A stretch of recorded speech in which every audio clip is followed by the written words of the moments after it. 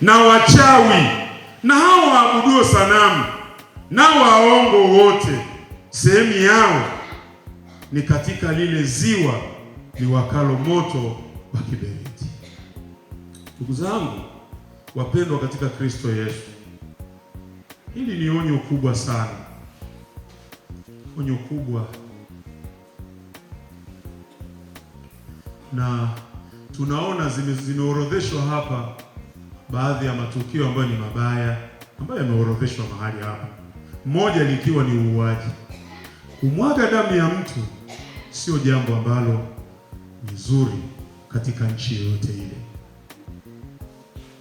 Ndugu zangu wapendwa katika Kristo Yesu, lakini Mungu ni wa ajabu mno. Anasema pia, ijapo dhambi zenu ni nyekundu kama damu, nitazifanya kuwa nyeupe kuliko theluji. Hapo ndipo Mungu anapokuwa baba. Mimi nimemwomba Mungu hawa waliofanya hili tukio kwa James wasilifanye tena kwa mtu mwingine.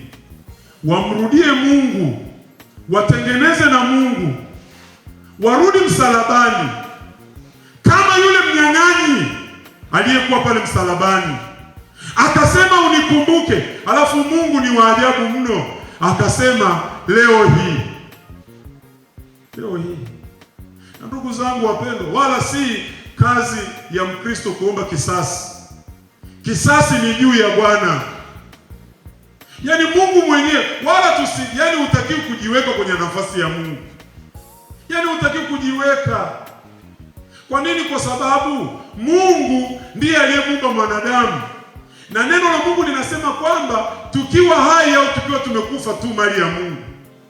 Kwa hiyo kifo ni cha Mungu. Sasa kama mtu ataamua kuingia kumsaidia Mungu kufanya kazi wakati kifo ni mali ya Mungu, hilo ni la Mungu. Sisi tunachotakiwa ni nini? Ni kuwaombea hata hao ili wakapate kugeuka na kumrudia Mungu, ili siku moja Tanzania tusisikie tena mauaji kama haya ya James ambayo yametokea. Mungu atusaidie sana. Yule jambazi akasimama akasema ya kwamba unikumbuke. Katika hali ambayo ilikuwa ni ngumu, Yesu akamwambia nitakuwa pamoja nawe mahali pema peponi.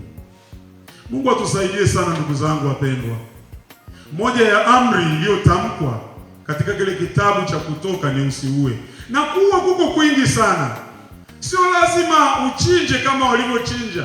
Yesu mahali pengine akasema mchukiaye ndugu yake ni muuaji.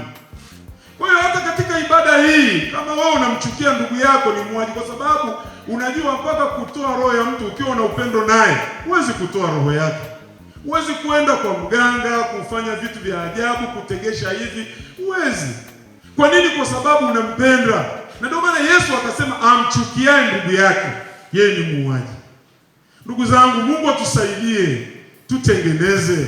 Mungu atusaidie tutubu. Mungu atusaidie katika kanisa la Mungu ili tuweze kupendana. Ndio maana yule akaulizwa akasema ya kwamba amri kuu kuliko zote ni ipi? Akasema umpende jirani yako kama nafsi yako. Tupendane wa Tanzania. Tupendane kanisa la Mungu. Tupendane. Tupendane mno. Tupendane. Mimi ninajua ya kwamba hawa waliofanya hili tukio Mungu anawajua. Kwa sababu yoyote anayofanyika sirini anajua. Zaburi akasema nikipanda juu upo, nikishuka chini upo. Mimi maombi yangu ni tofauti sana na wengine wanayoomba. Mimi nilichomwomba Mungu ni kwamba watengeneze, wamrudie Mungu, waache ili na wao wakapate kufika mbinguni. Bwana Yesu asifiwe sana. Ndugu zangu wapendwa, Mungu atubariki. Mungu atuwezeshe. Ninatoa pole nyingi sana kwako Rogers pamoja na mke wako. Mnakwenda kuuzika mwili huu katika hali isiyo ya kawaida. Lakini nendeni mkauzike. Ila ninachowahakikishia ni kwamba James yuko mikononi mwa Mungu. Bwana Yesu asifiwe sana. James mwanangu, nenda kwa muumba wako. Nenda kwa Mungu aliyekuumba. Nenda, Mungu amekupokea James katika makao yake. Ulipo James hakuna wauaji tena. Ulipo James hakuna watesaji tena. Uliko James, hakuna maumivu tena za dunia hii. James uko mikononi salama. James, nenda na Mungu akupokee katika mikono yake.